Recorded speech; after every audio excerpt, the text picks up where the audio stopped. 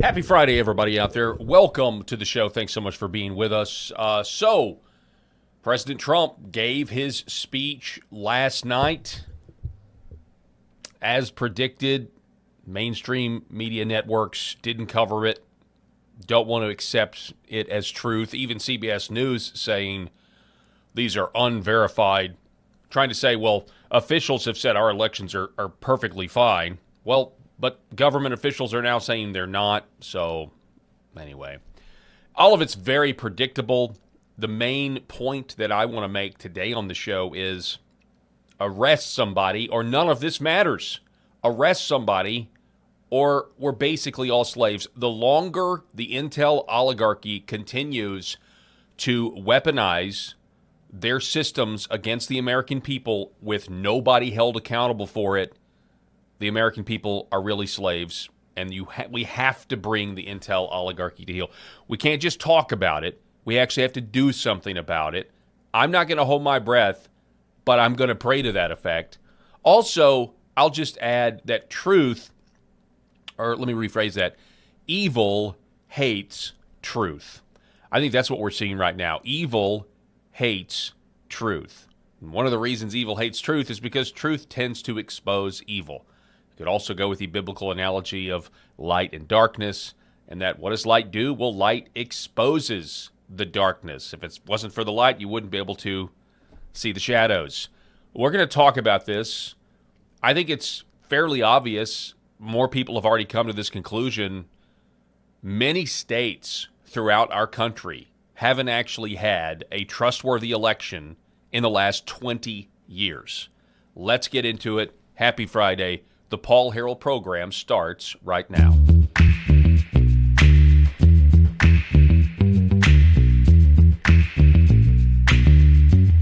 The Paul Harrell program. All right, I am with you here on LFA TV as well as the Paul Harrell program YouTube page, also over at X America News, also broadcasting in North Central Arkansas thanks to Hometown TV. Want to encourage you wherever you're watching, do all the things. Like, share, subscribe, whatever platform you're on. I would very much appreciate it. So, yesterday, President Trump, 8 o'clock Central, delivers this address on election integrity, or basically the idea that our systems are vulnerable. As I feared, there is obviously a little bit of an allergy, let's say, and I'm being charitable, a little bit of an allergy when it comes to going after the electronic voting machines. I mean, we can talk about accessing electronic voter data, but what is it they actually do with that electronic voter data?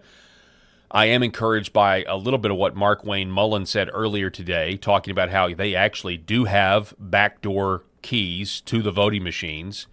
But what you're going to see, I mean, think about it from a standpoint of how powerful a tool like an electronic voting machine is in the rise of AI, with the rise of AI, and how easily these machines are manipulated, regardless of what anybody wants to tell you. Third-party source code that we don't have access to.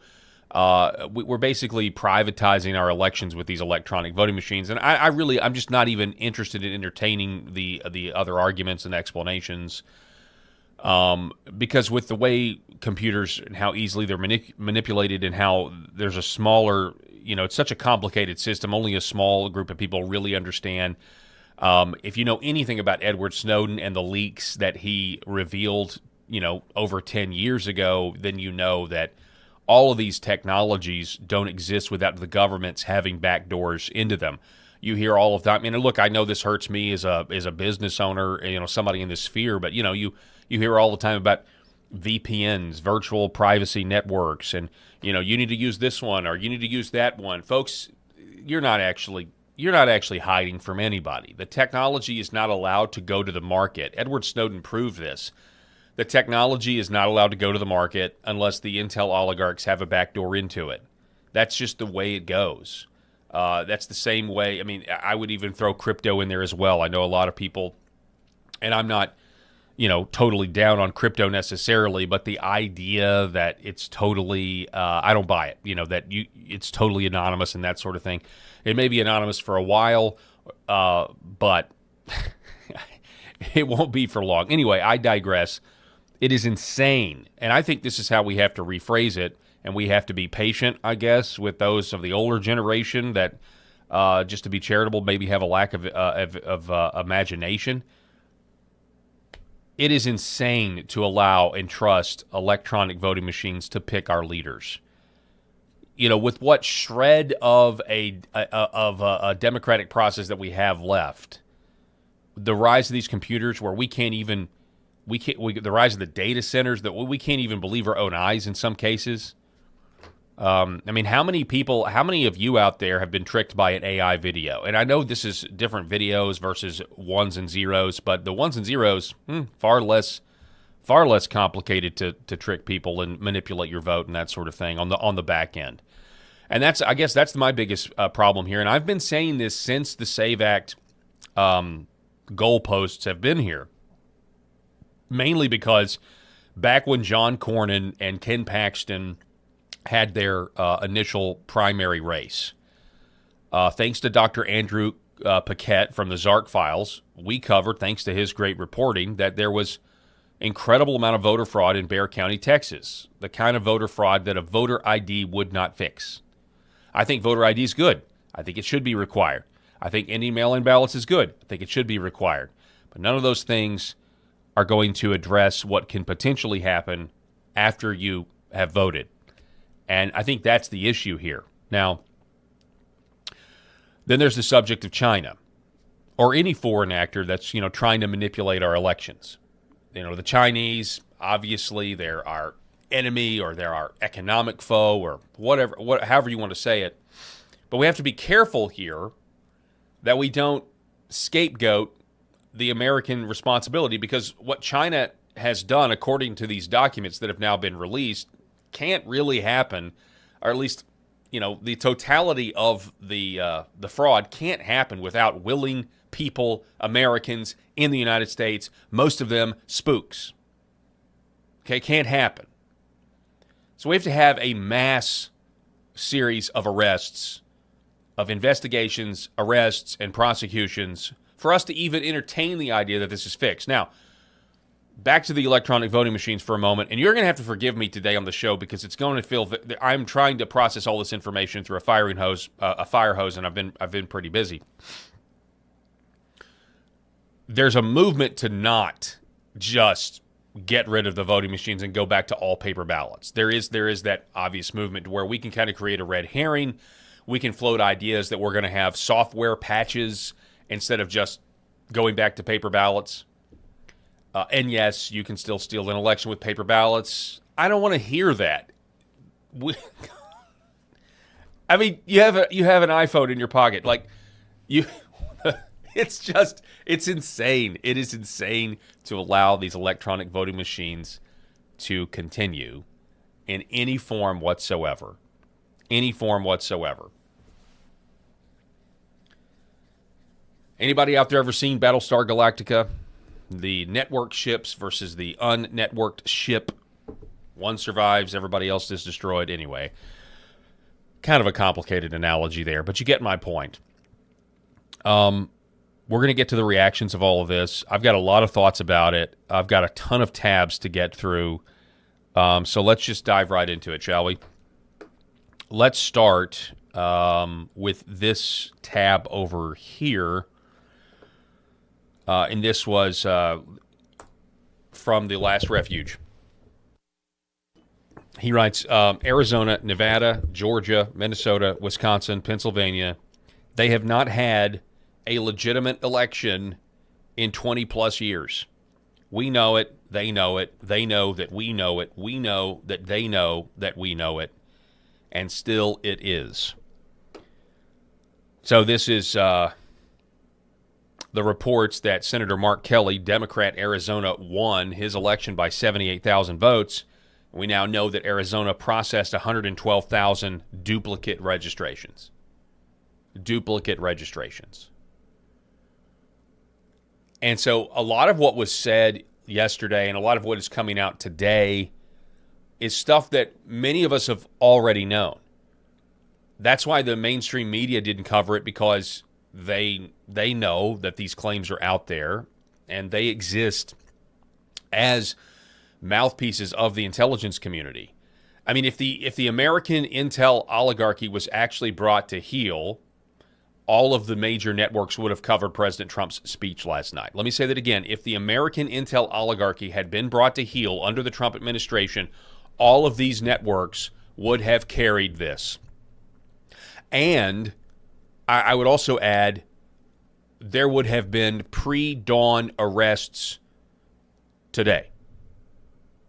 Early this morning, there would have already been. I mean, that's again, I will say I'm grateful that this is coming out, but at the same time, I mean, this election integrity report, Tulsi Gabbard has been on this since day one. The election integrity report has been on Donald Trump's desk since June of last year. You've had a whole year to go ahead and do the investigations and get all the indictments ready. And now Kash Patel says we're going to go after, based on what Trump said, we're going after anybody that's defrauded the American people. Okay, all right, well, now, from a political standpoint,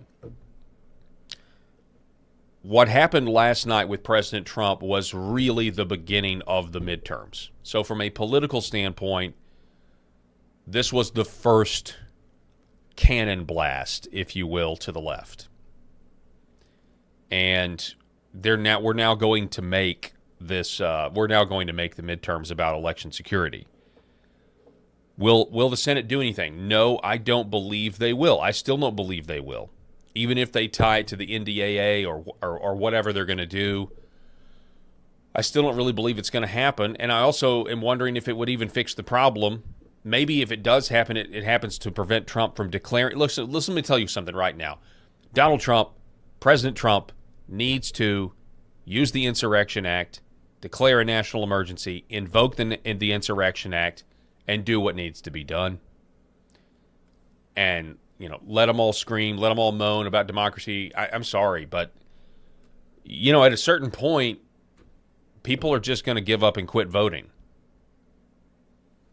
And that's what this whole thing has been. This is either going to be an exercise in restoring the republic by punishing the enemies of the country, or a giant exercise in demoralizing the entire country to where, again, like the thumbnail says, are we free or are we actually slaves? Because as long as the intel oligarchy continues to just be free and there's never any real convictions, then we are slaves that have voted for change, but we can't get it because they're just too big. They're just too powerful.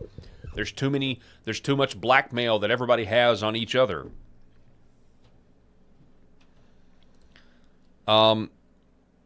So John Solomon is taking some criticism because a lot of people don't trust him. Let me say that again. It just is what it is. John Solomon of Just the News. And look, I covered stories over at Just the News just the other day. I've got no problem using them, to report the news. But it is a fact. I just think it's an obvious fact. John Solomon has reported on a lot of accountability that's coming that never happens. And so it is reasonable to at least suspect that John Solomon is just basically a limited hangout, kind of a guy to create some red herrings to keep the status quo. I mean, I don't know if you remember the whole John Durham thing. I mean, that was just like, okay. I mean, I was totally convinced, that we were going to have real accountability with the whole John Durham thing. And so, I think John Solomon's reporting is useful, but I also wonder if he is not, in a way, controlled and being used, whether actively or whether subconsciously. I don't know. But John Solomon said this 7 hours ago. This is a classic weapon of mass distraction, straight from the Soviet playbook. The speech wasn't about disagreement in intel community. It was about 220 million voter files falling into the hands of China and having election machines for 6 years that were vulnerable to foreign attack.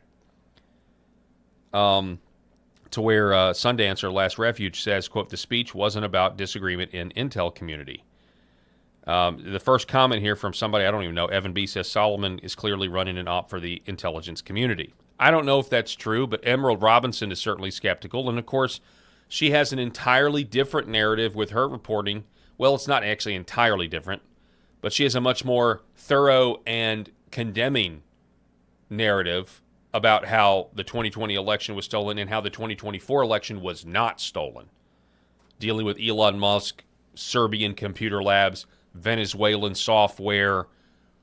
I mean, I don't have to go through it, but you guys have heard her. I'm sure you've heard a lot of what her reporting is.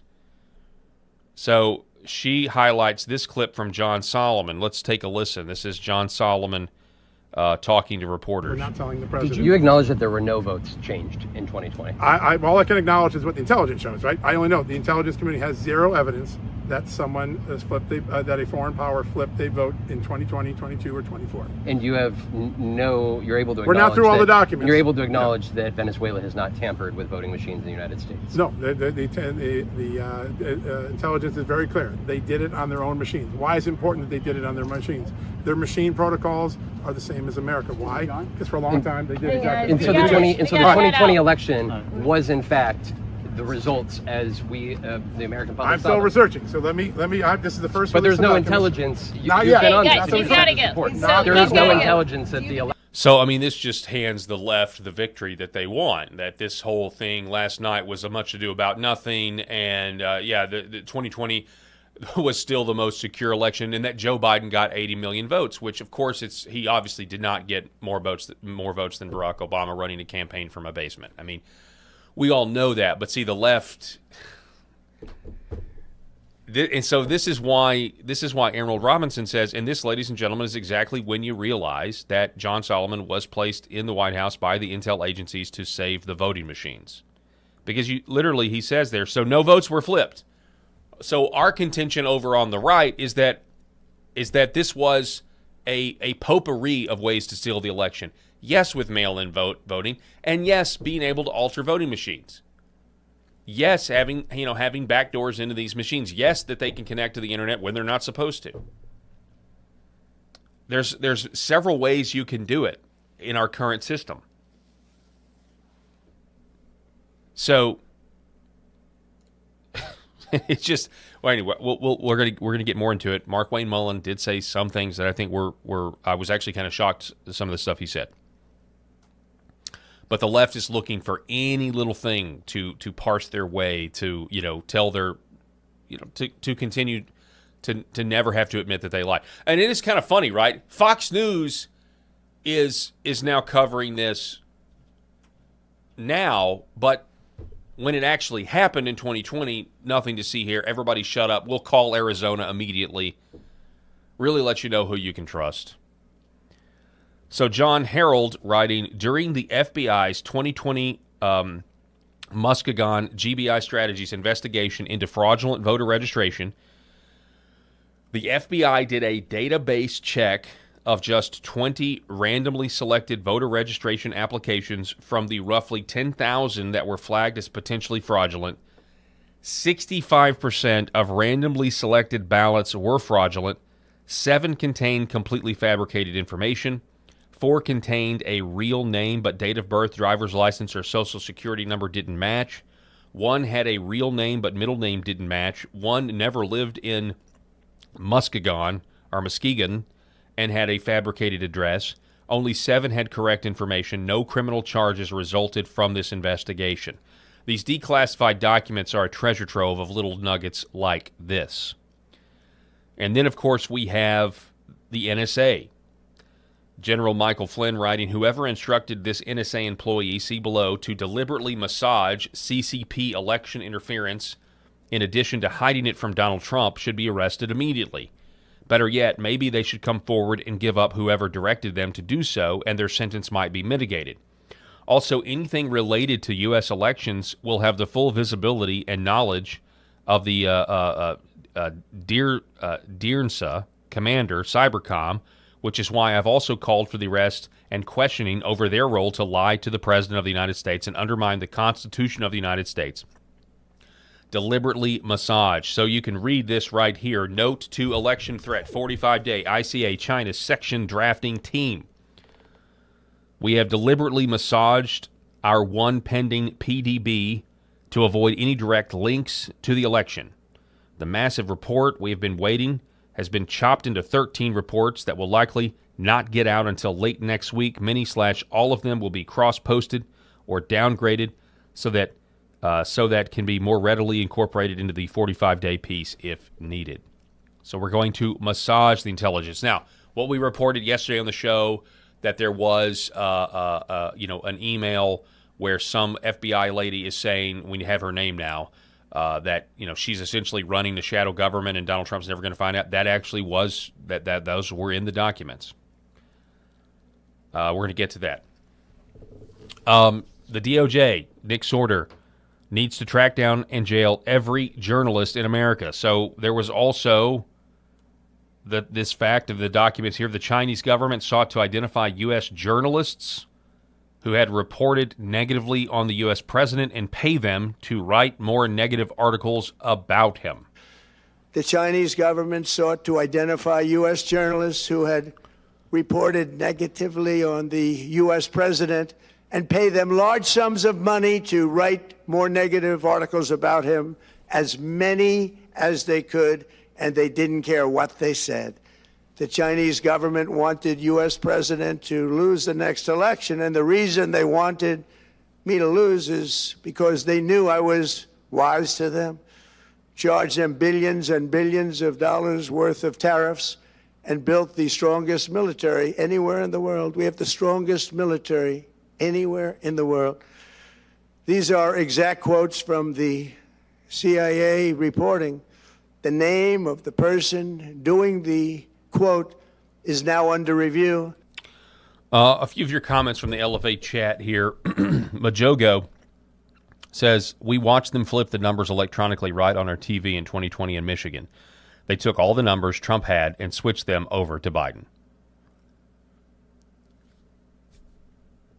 People saw this with their own eyes. So just be aware. There obviously is going to be a movement to create a limited hangout. A big conspiracy theory, where China's involved. China can't do this without the intel community here. They can't do this without the oligarchy covering up, enabling it, and everything else. And honestly, folks, the whole thing was us. COVID was us. We've talked about this before. If you really think about this steal in 2020, and we know now what we know about China and how, yes, the virus came from China, but all of the funding and the gain of function started in our own government and then was outsourced to China via Anthony Fauci and EcoHealth Alliance, well, then something becomes very clear, doesn't it? That parts of the United States government are actually responsible for millions of deaths in America, millions of people becoming addicted, millions of people taking their own life. I don't know if it's millions, but people becoming addicted, people being depressed, people taking their own lives. Anyway, all of it. We're responsible for it. And then they used the pandemic to steal the election. I mean, part of the basis of one of the reasons this was so easy was because of the mail-in ballots. So I don't deny that the mail-in ballots need to be looked at. They do. But so does the thing, the one thing even to this day, you're allowed to criticize the mail-in ballot policy, but when you start going into the machines, it's like you're talking about Bigfoot to people, and they don't want to talk about it. Somehow that's the thing you're not allowed to criticize, and that's how you know you're really over the target. When the mainstream media goes in overdrive to criticize somebody like Mike Lindell, who was just a pillow salesman that thought, oh my gosh, I think the voting machines did this. And what happens? Well, I mean, he gets sued into oblivion and eventually comes out okay because guess what? He had the truth on his side, and evil hates truth, and evil attacks truth, and that's what we're seeing. Generally, this is a positive development, what happened yesterday. But again, either we have arrests or none of this happens. And none of this is going to save the country unless we actually have accountability here. Catherine Herridge, reveals a terrifying possibility that China may have the ability to build a digital dossier on millions of Americans. Many people think AI has already done that. There's different theories, by the way, on this. Not to get too conspiratorial or too much of a rabbit trail, but there's a lot of people that have observed the phenomenon that you haven't even said what you're thinking, and then you see an advertisement for it. Some people think that somehow you've already got nanobots that's in your system transmitting from an IP address or something.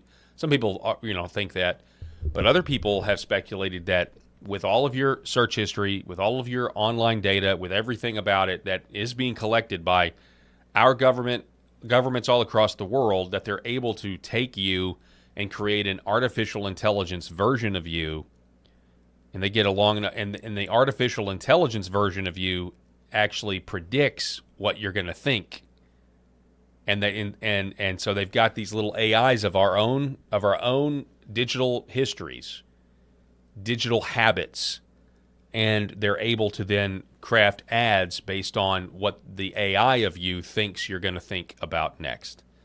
I know that sounds crazy, but there are people trying to figure out this phenomenon when you don't even talk about it where your phone can hear you. That happens all the time. People are now just accepting this. I accept it because I still carry around one of these surveillance devices at all time. But people are trying to figure out how it happens when you don't even talk about it. Just FYI. But anyway, back to this. Harrell warns that China's collection of data goes far beyond voter rolls, and the scariest part is what that information could be used for. And we have this clip right here. China is one of the biggest collectors of data on the planet. So if you take that 220 million voter rolls and you combine it with something called the SF-86, those are the security clearance applications that were compromised back in 2015, 22 million files. And then you combine it with all of the health information that's been hacked, you can really build this kind of digital composite of an individual. And you can use that for, voter registration fraud. You can use that for identity theft.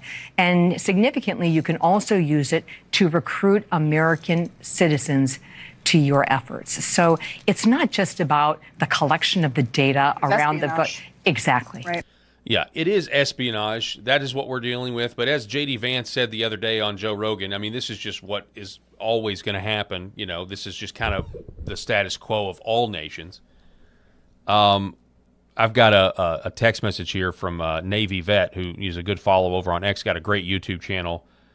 He's watching the show right now. He says, can Tucker Carlson now sue Fox for wrongful dismissal over Dominion machines? Watching your show now.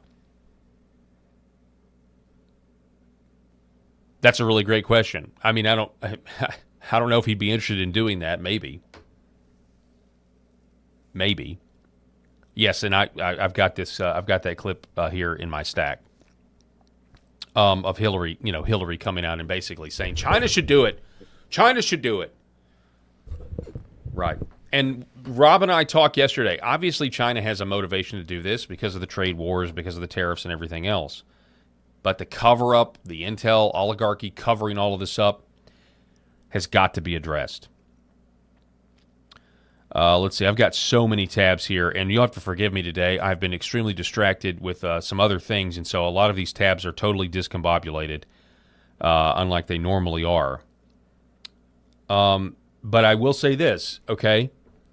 Because I'm to the point where we got to scrap all these agencies anyway. But John Harrell does point out that in some of these documents, it appears there are at least honest people that are trying to get America's intelligence and just be totally unbiased about it. Here's an email that says, quote, "Is it just me, or are they basically saying we should self-censor our assessment on preference because it could be misused? They do have a preference, that they're acting on that preference, and we assess they think it's probably not worth the risk. If we can't communicate our thinking clearly, maybe we should quit and go home."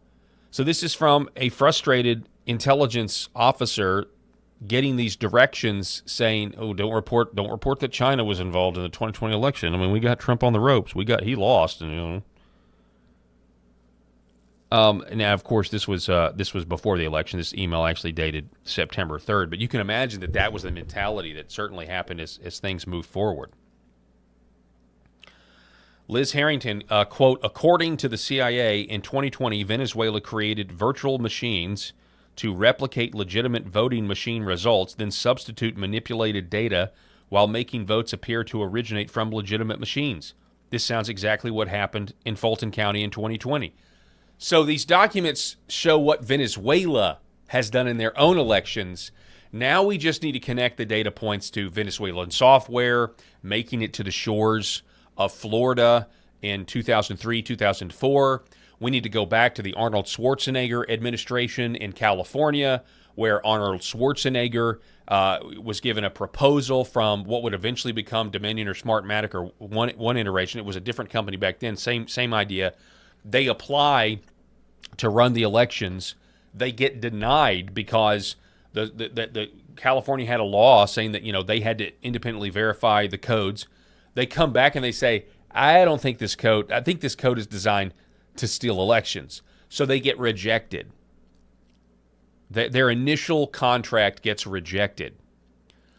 So they wait until Governor Jerry Brown becomes governor of California. And then there's an actual law that passes through the California Assembly that changes how many questions the state has to ask, lowers the standard, and boom, then they get the contract. And then it just started to flood in all of these different areas. And so even John Solomon saying, yeah, it is relevant because we know that they have that same capability and they did it in their own country. Did they do it here? And so I guess I am frustrated that we didn't have somebody come out yesterday and say they changed a vote. We have the proof. They switched the votes. They can control our voting machines. Now, Mark Wayne Mullen, again, is saying something similar. We'll get to that in a minute. Fulton County ordered over 1 million extra absentee ballots with stubs or envelopes in the 2020 election and then lied about it. Total number of ballots ordered in addition to what was mailed to voters was 1,058,910. This should tell you everything you need to know. Fulton County ordered 1,058,910 absentee ballots at the last minute without envelopes, without stubs, and after they could have realistically been mailed, the extra ballots were not ordered for the reasons given, and what ballots from the order that remained after the election were destroyed.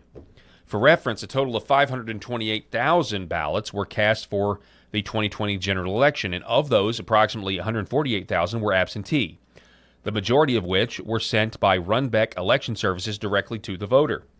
Because of the absentee fulfillment program, there was simply no reason for Fulton County to purchase a large number of printed ballots. Fulton County then tried to conceal the order and denied the existence of corresponding documents. In response to a narrowly targeted open records request, Fulton County returned no responsive records. It wasn't until we provided Fulton County's accounting code for the invoice, funding line, and invoice number that Fulton County acquiesced and finally produced the records. The number of additional absentee ballots ordered and received, 1 million, far exceeded the total number of Fulton County's registered voters, including both active and inactive. According to the Election Assistance Commission, EAC, Fulton County's total number of registered voters in 2020 was 836,000, or 113.8% of the citizen voting age population. Fulton County was required to have 83,656 emergency ballots available, not over 1 million. Georgia's absentee, provisional, and emergency ballots are indistinguishable. The same ballot serves all three purposes, which is ripe for exploitation. And it just goes on and on and on. But this is what people are finding out. 30,000-foot view, Mike Cernovich. Birthright citizenship means China won't need to hack our elections. They can set up ballot harvesting boxes and legally vote. Thanks to Amy Coney Barrett, we have lost our sovereignty because she refused to resign and instead folded to left-wing threats. Folded to left-wing threats. Then we have Nikki Flores. Here she is. This was what we reported yesterday, just based off of leaks This is the shadow government girl who needs to be in handcuffs right now. Right now. Meet Nikki Flores, FBI analyst who bragged about running the shadow government inside the Bureau, according to a just-released declassified document, and she is now the director of insider risk at Microsoft. Here's I am basically, quote, Nikki Flores, FBI, 8:02 a.m. I'm basically running a shadow government across the FBI at this point.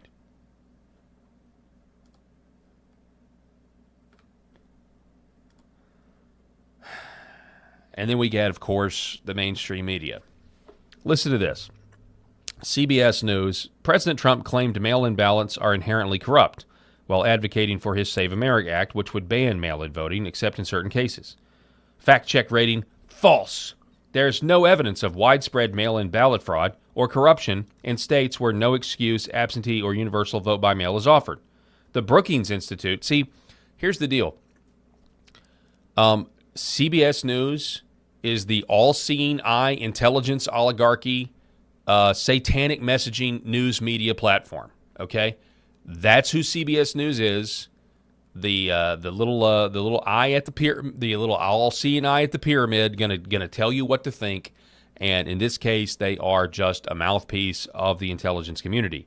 And again, I'll say this again: if the intel community had been brought to heel under President Trump, these networks would have carried his remarks last night instead of refusing. And I'll also say this. You know how legendary it would have been if Trump would have just used the emergency broadcast system to do this? I don't care. I don't care how, well, people would maybe think this is a little extreme if he did that. Folks, we are at the extreme. We are living at very extreme times. We're living in very extreme times. And the reason I'm so passionate about it is because I know what happens next. I know what happens next if the left, the anti-Christian left, gets back into power. If they get back into power without accountability, without any incentive, like James Comey going to jail, not for 8647, but for actual treason, James Clapper, Brennan, all these guys, and then, you know, people like Nikki Flores or whatever, you know, some of these low-level people that, you know, love the fact they're the real puppet masters. You don't even know their names. Then they'll have no incentive to not just be full mask off communism. Do you believe in God? Well, you better pledge your allegiance to the state, because we don't like anyone that believes in a higher power than us. It is going to be that simple. It's going to be that simple of an equation. Now, they're going to dress it up with some other language, but that will really be the crux of the next iteration of whatever America even is now. Full mask-off communism, where people that believe in God, the triune God of the Bible, people that believe in Jesus Christ, will be the biggest threat to the government. And that's where this is heading. As we continue to, you know, if we continue to not have any accountability. And again, CNN did the same thing. He did the same thing as this network, CNN, last night. The newsrooms monitored the speech, evaluated what was actually newsworthy, looked at the documents Trump was declassifying, and then reported on what happened. NBC and ABC both went on the air with special reports to explain that the speech had happened and to summarize what Trump had said, but most importantly, to contextualize it and fact-check it, just as CNN did. Now, Trump was ominously claiming that the networks were part of a plot, but the only real plot here, the only intention, is to remain reality-based and truth-based. Trump's election lies led to violence after the 2020 election. So this is a subject that really does warrant extra care and attention by journalists. And frankly, some network executives felt that it would be dangerous to just air Trump's speech live, in full, unedited, without knowing what he was going to say ahead of time. That's where we are in America. And we have been here before. I remember during some of Trump's COVID-19 briefings in 2020.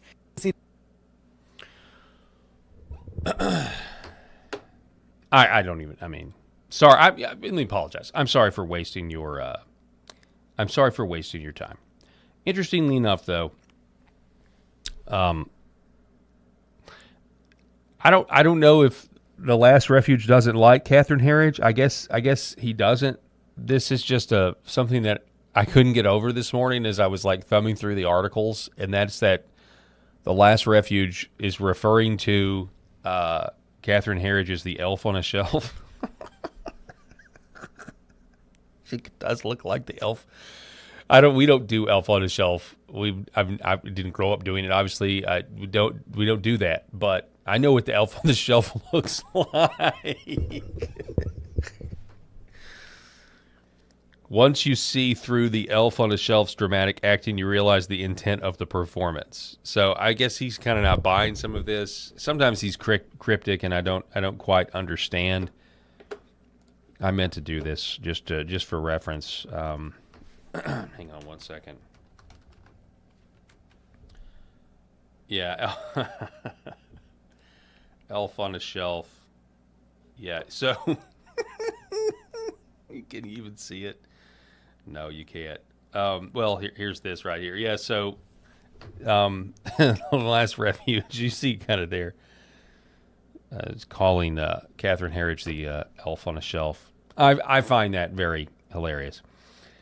Then we have this email. Let's see here, October 6th of 2020.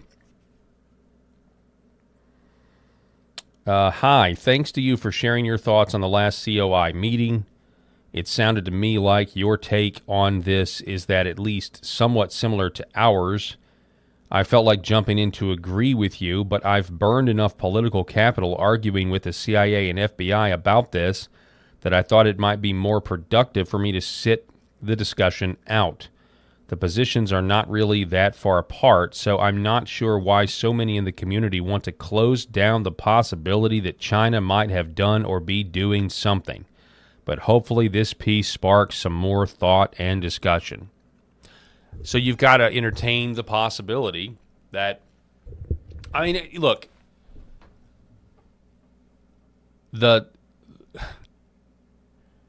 what I've been seeing on this show for a while when it comes to the intel oligarchy, the FBI, the DOJ, all of this stuff is that they are full of career communists.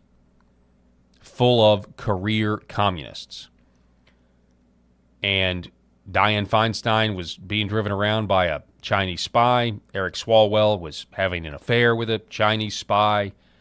The idea that China owns our government has not been lost on me. I did extensive research on this back when I was on radio in Arkansas. I uncovered a Hunter Biden, Joe Biden scandal in my own state of Arkansas with our governor at the time, Asa Hutchinson, and his son, Asa Hutchinson III. I've been raising the alarm about how China owns our own politicians for a very long time.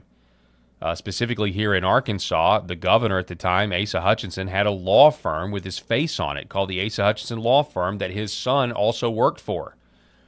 At the same time, Asa Hutchinson had given Chinese companies, at least 3 of them, sweetheart deals to come to Arkansas to build factories. Those same companies were then contracted with his own law firm that he later said his son was running. His son was making money off of the same Chinese companies from the Shandong province that our own government was giving taxpayer dollars to come and work here, to locate here for, economic development. So this is a widespread problem, the idea that China controls a lot more than people would say. So to point out, hey, I think China's up to something no good here, and then the intel oligarchy comes back and says, don't mention that, you got to assume those guys are taking money from China. You have to assume those guys are taking money from China. But anyway, I mean, you can go look it up. I even wrote a piece. I wrote a piece detailing this a couple of years ago, recapping what I had covered back in 2017, 2018, 2019, whenever it was. I rewrote a piece over at nationalfile.com about Asa Hutchinson and his escapades or whatever with his law firm in the government of China. It was very weird. It was very similar to the whole Joe Biden, Hunter Biden thing. Asa Hutchinson III was accompanying his dad on trips to go meet with, I'm going to say, you assume CCP, CCP officials, yes. Was in photos. It was just very, very, very, very similar. No big deal. Just our own IC discussing how Venezuela and Smartmatic manipulated election results using pre-programmed machines and virtual machines. Yeah. So that's what we already covered. But John Harrell saying the Save America Act does not fix this, which is what I've been saying. We've been saying this for a while. Hey, I want the Save America Act, by the way. I think every day that it's not passed out of the Senate just further solidifies the fact that John Thune is working for the other side. Are working, obviously for the Uniparty. They don't want this. They don't want this. Republicans don't want secure elections. They don't want no mail-in ballots. They don't want voter ID to be required. They also obviously don't want the voting machines to be rigged, or to be fixed, or to be not fixed, but like abolished. They certainly don't want that, because people like John Thune know. I'm sorry, this is my opinion. People like John Thune know that their town runs on blackmail. And if they're in a competitive primary race, well, the people don't want to have to get new blackmail on the new guy. So Republicans benefit from the rigging of elections in Republican primaries. Republican incumbents benefit from the election status quo because I believe there is cheating in Republican primaries. It's not just at the general election. I think Republicans know this. And I think that's why they don't want to do anything to fix it. Yes, that would mean that there are some pretty evil guys, and they are. There are, but I mean, they're not just like stumbling into evil. They may have started out that way, but now they embrace it because they think they have to, because they think they've gone too far, and the only way out is through. But then again, they never get out. They're never gonna get out. Only way to get out is with actual repentance and to go back the way you came. To turn from your wicked ways. Here's another one from these classified documents. In late August 2020, the Chinese government had produced a large amount of fraudulent United States driver's licenses that were secretly exported to the United States. The fraudulent driver's licenses would allow tens of thousands of Chinese students and immigrants sympathetic to the Chinese Communist Party to vote for U.S. presidential candidate Joe Biden, despite not being eligible to vote in the United States. China had collected private U.S. user data from millions of TikTok accounts to include name, ID, and address, which would allow the Chinese government to use real U.S. persons' information to create the fraudulent driver's license.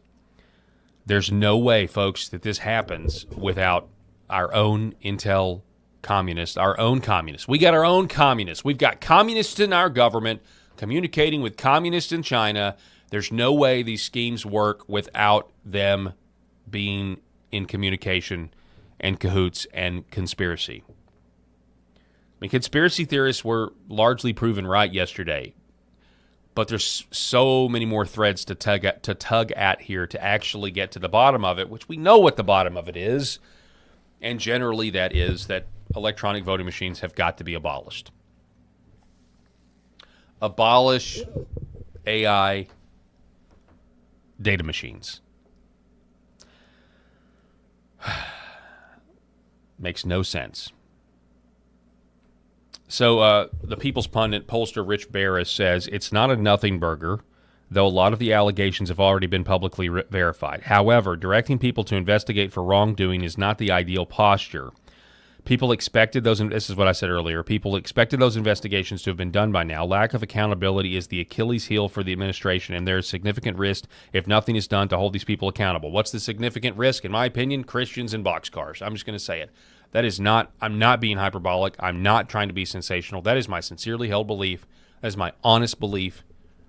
That's the risk. The risk is a reversal of power, and because we didn't go to the hilt, because we didn't go...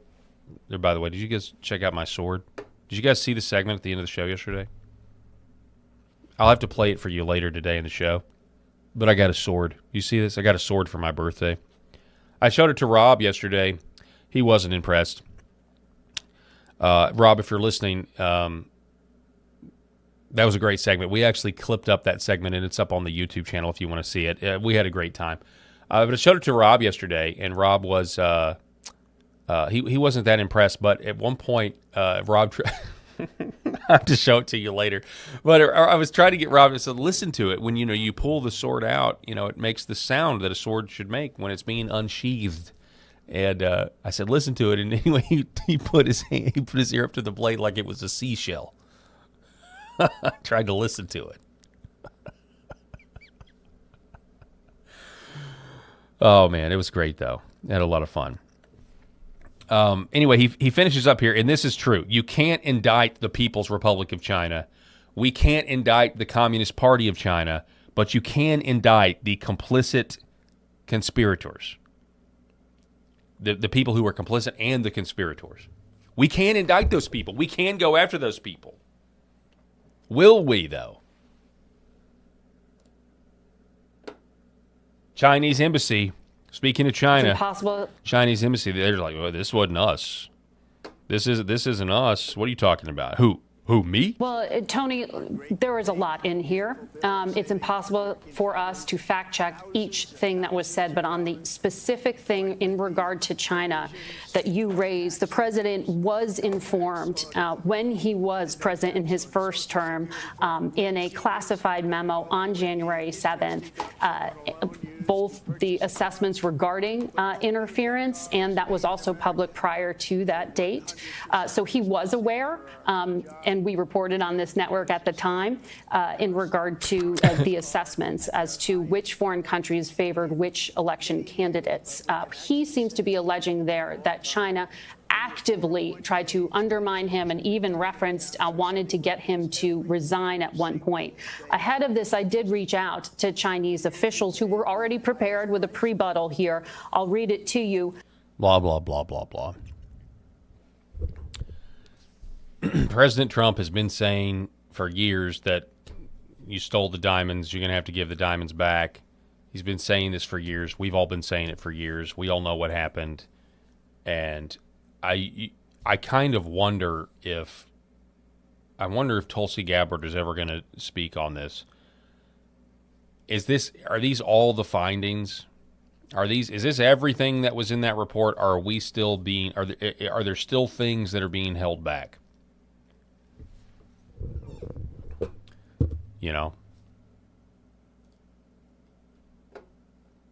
John Harrell again. This is wild. Here is some of the intelligence the CIA had detailing how China tried to defeat President Trump. They paid U.S. journalists to write more negative stories about Trump. We need the names. I agree. Inflict negative financial consequences against states who voted for President Trump by levying tariffs on exports to China. Invited all sorts of people with all expense-paid trips to China to get them hooked on China so they could later hit them in the wallet to force them to talk with President Trump about tariffs. Applied pressure to financial supporters of President Trump's re-election campaign. All that is to be expected. Again, you go back, though, like what's the result of all of this? Well, the result of all of this is, John Solomon is up there saying, well, no, we don't have any evidence yet that they actually flipped votes. Okay.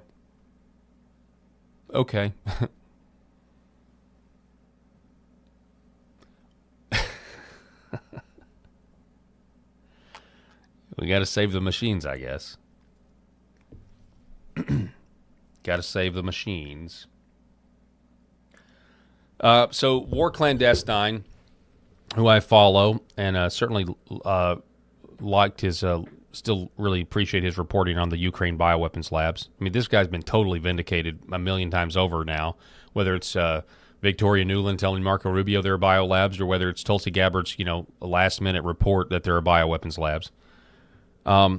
He says, my guess as to what happens, Trump will use this declassification to pressure the Senate to pass the SAVE Act. The Senate will not pass it, and after Trump proves that he has exercised every option before going the executive route, he will invoke the Insurrection Act, let's hope so, and save the Republic.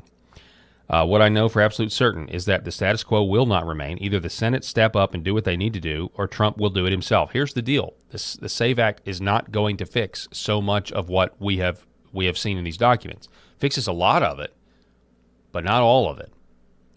And that's the thing. They may pass the SAVE Act to keep Trump from trying to actually go after the voting machines. It's definitely possible.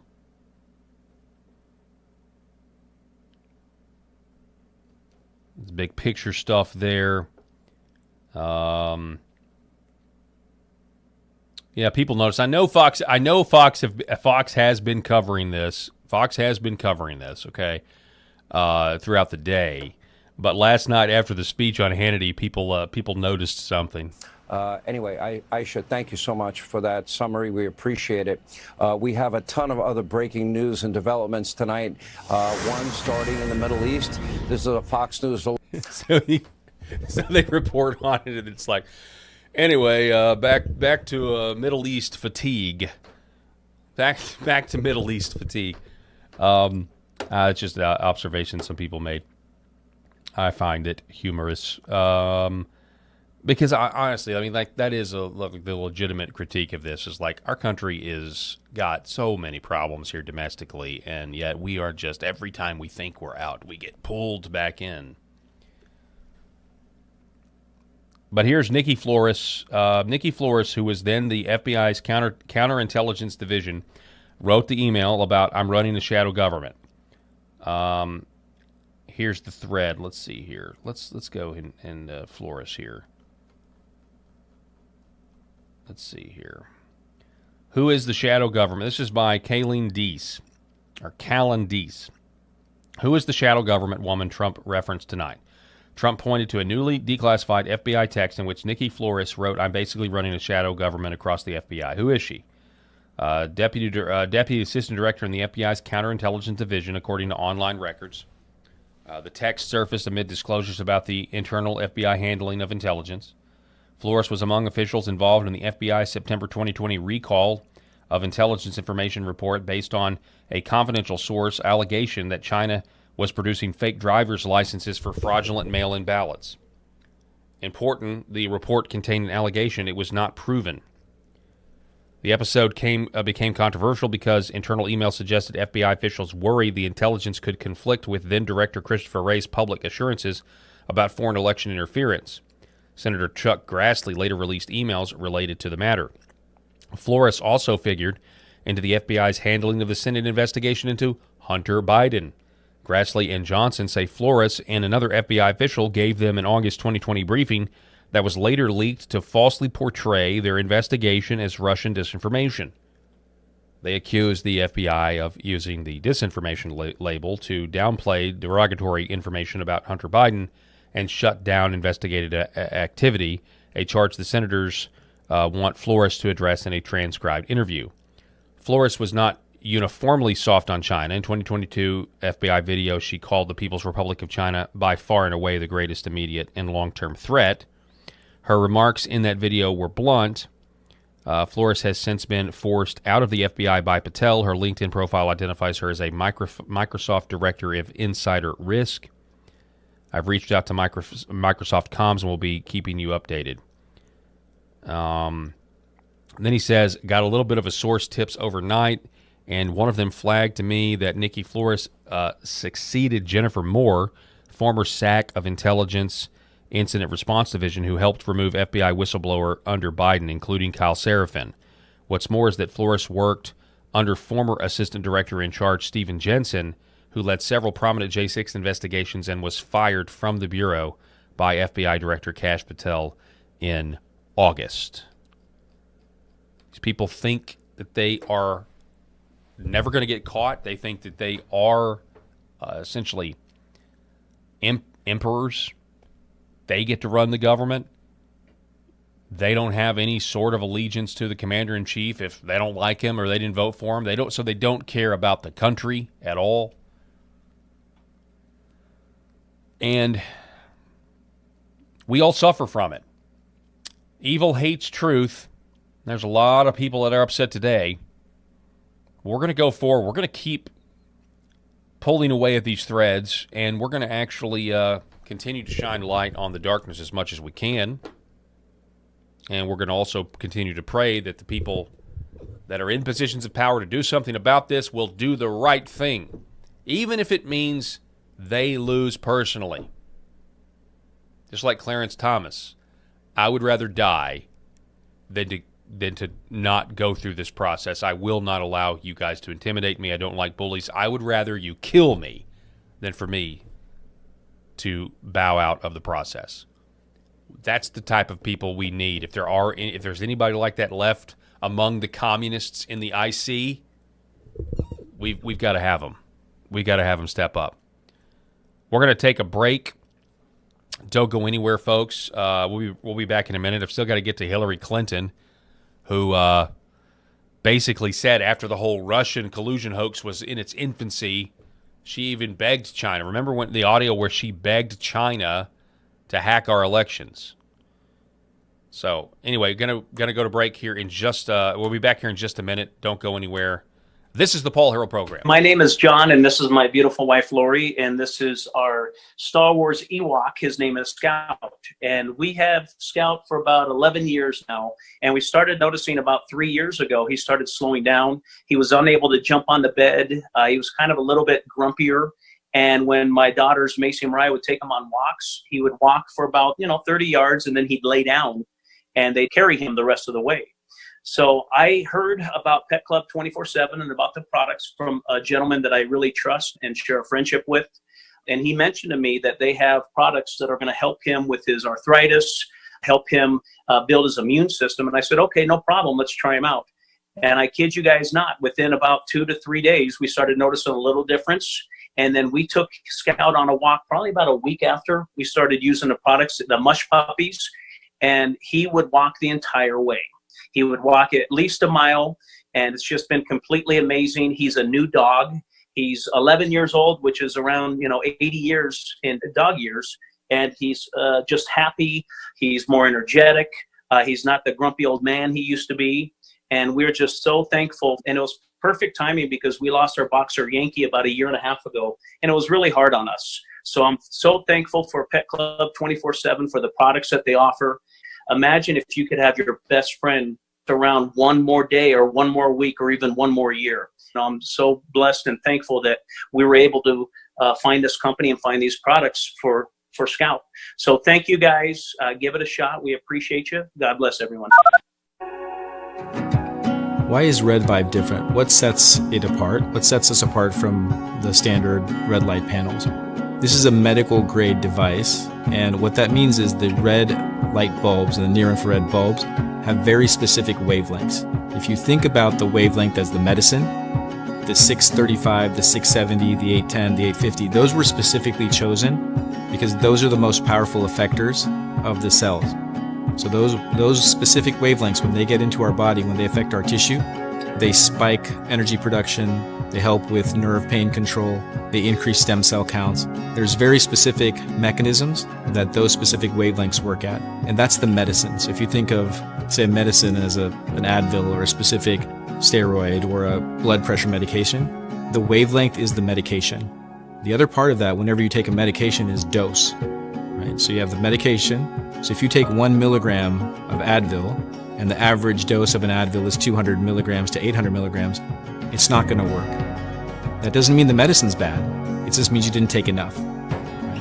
And so even if you have the right wavelengths, first you have to have the right medicine, and then you have to have the right dose. And to have the right dose, in light therapy, you have to have enough energy. So you have to have a powerful bulb. The LED bulbs, or light emitting diodes, have a specific wavelength, and that wavelength is the medicine. And the wavelengths that have been studied and published on that are the most powerful in affecting healing and the changes that we want to see with our bodies and our health are the 635 wavelength, the 670, 810 nanometer wavelength, and 850 nanometer wavelength. Those are all going to affect the mitochondria, the cytochrome C oxidase, and affect those powerful long-term changes and affect that downstream pathways. And that's what you get with Red Vibe devices. The highest efficacy, the best wavelengths, concentrated to help your health. MyPillow's second annual mega sale is finally here. Get our patented premium MyPillows that adjust to your exact individual needs to give you the best sleep of your life. When I got MyPillow, I'm asleep almost immediately. I stay asleep at night and I wake up more well-rested in the morning. Now for the lowest price ever.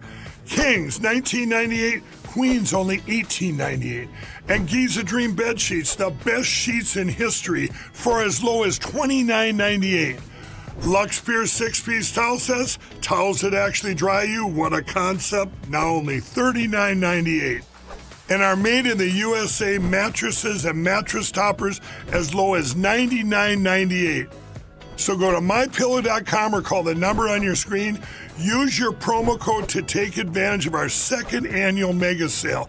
But that's not all. Order right now and we'll ship your order absolutely free.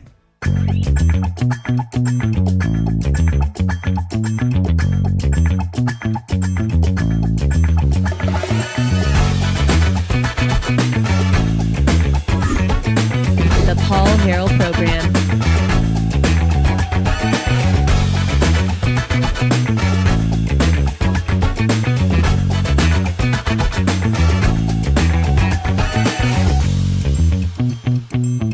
Happy Friday once again, everybody out there. Broadcasting live from the state of Arkansas. Hope everybody has a wonderful weekend and get to take some time off, relax. Hope you have a blessed Lord's Day as well, obviously. Yeah, so, I mean, we're kind of sifting through the fallout. I mean, I know you guys have probably heard about this all day long. I get it. It is the biggest story out there right now. Basically, who instructed an NSA employee to obfuscate CCP election interference and hide it from the President of the United States. But then CBS News comes out and says, but it wasn't hidden. We know it wasn't hidden. They don't care that there's somebody trying to hide intelligence from the president in the communistic intel oligarchy. So, I mean, and again, you're never going to... Well, here's the deal. I'll go back. You're never really going to convince the left until you go after their information sources that are just tools of the intel oligarchy. If the intel oligarchy had been brought to heel, they would have carried Trump's speech last night. But they haven't. And it's really sad, too, because they're these other, big networks, they cloak themselves in objectivity to a lot of these people out there still to this day, even though, we all know that they're controlled and they're hacks, but it's really sad. Here's another snippet from President Trump's speech, which we really haven't gotten to a lot of Trump's actual speech. Finally, to reveal just how vulnerable our elections continue to be, we are releasing the results of a stunning investigation by the Department of Homeland Security. According to the DHS review, state voter rolls and public records, they identified approximately 278,000 non-citizens who are registered to vote in federal elections. Since Democrat states refuse to share their voter files, the real number is actually much higher than that. Yet, even this limited analysis found more than 250,000 foreigners illegally registered to vote. Put together, these disclosures reveal an election system so broken and so vulnerable that no one can possibly defend it. It is not defensible. Hundreds of millions of U.S. voter files are in the hands of foreign governments. Our machines and ballot counting systems are exposed to hacking and manipulation and corruption. China and other countries. Let's stop there. Our machines are vulnerable to hacking and corruption. We all know it because we saw it in 2020. And so while there may not be some, forthcoming smoking gun about specifically with 2020, I wish there was in terms of unofficial government admission and then arrests.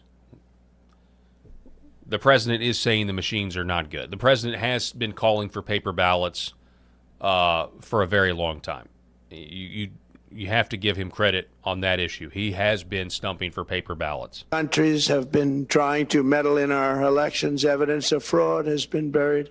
Hundreds of thousands of non-citizens and dead people are listed and active on the voter rolls, and yet we still have elections with no voter ID, no proof of citizenship, and tens of millions of ballots floating aimlessly through the mail. Yep. So this is Georgia, proactive state user states. Georgia has 42,000 active voters who are dead. They've got 2,500 illegals or non-citizens. You got Ohio, who's got 59,000 active voters who are dead, 769 non-citizens. Tennessee, 37,000 who are dead, 1,000 who are not citizens. Texas, 111,000 that are dead. 2,200, almost 3,000 in Texas are on the rolls that are non-citizens. You got to remember, it was Elon Musk. We never got really to the bottom of Elon Musk's claims, the limited audits they did of the illegal immigrants that were signed up for Social Security and then funneled into voter registration schemes.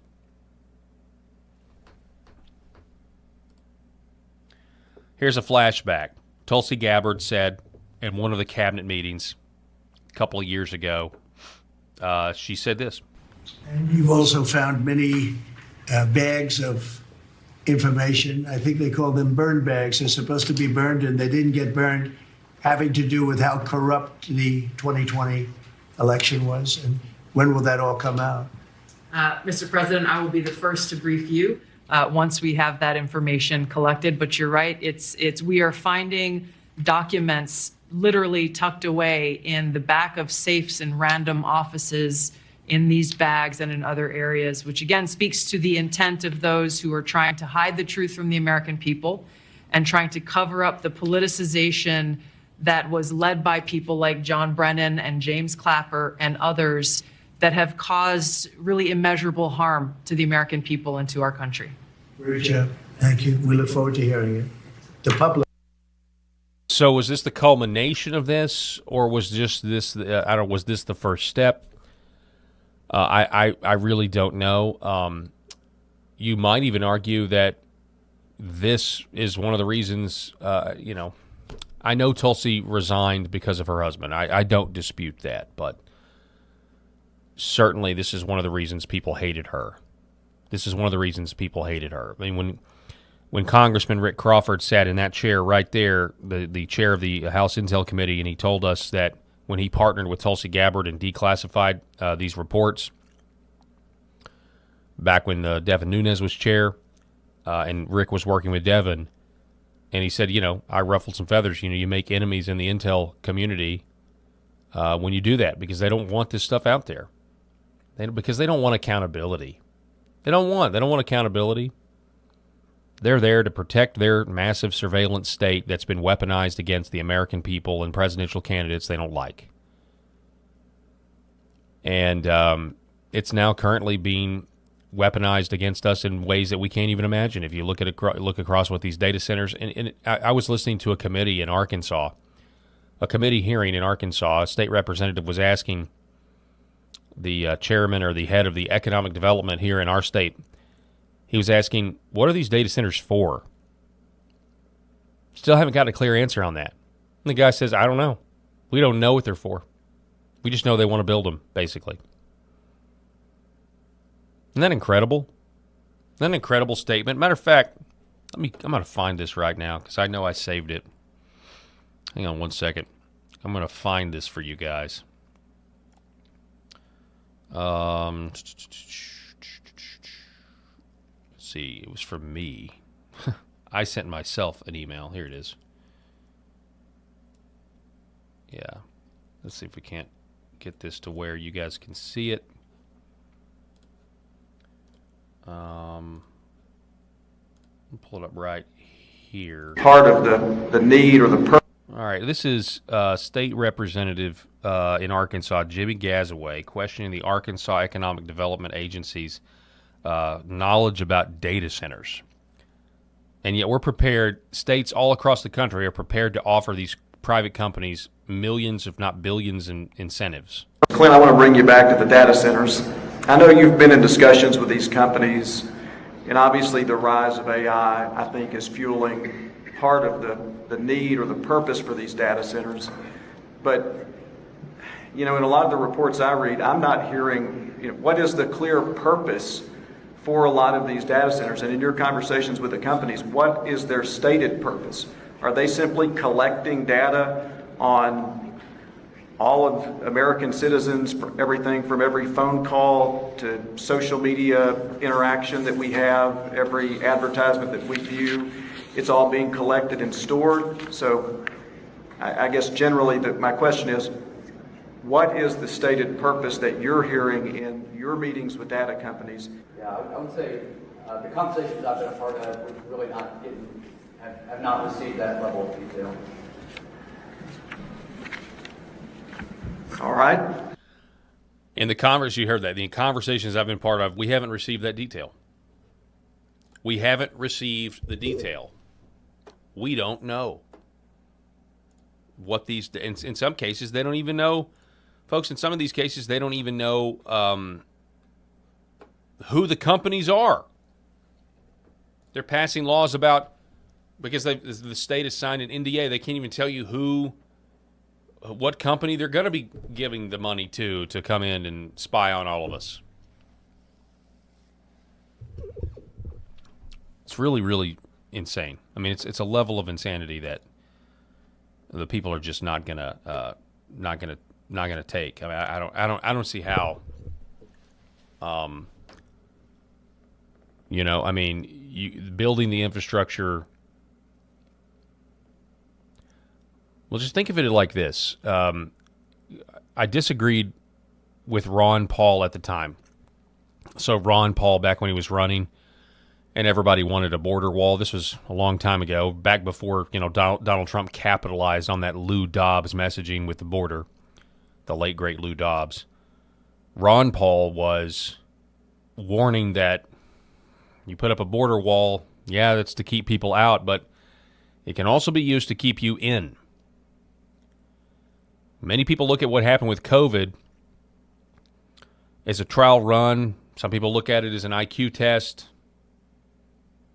But what if these data centers are eventually used for a level of mass surveillance to keep us all in our homes, to keep us from being able to go where we want to go without being punished with a social credit score or the universal basic income that they promise us? Elon Musk, as much as I like Elon Musk in some aspects, I don't trust the guy trying to, with the brain chip. No, thank you. He claims we're going to get, it's not universal basic income that we're all going to get. It's a high universal basic income that we're all going to have to look forward to. And of course, once that happens, they have the means of controlling us in so many different ways, because once you step out of line or go to the wrong website that they don't want you to go to, now your universal basic income is taken from you, or you're not allowed to, your social credit score isn't high enough to go on the subway or whatever. I don't know. I don't drive on the road. I mean, drive on a road in a rural town, because now the car you have has all of this, General Motors patents and Chevy, Ford patents that are going to read your biometrics.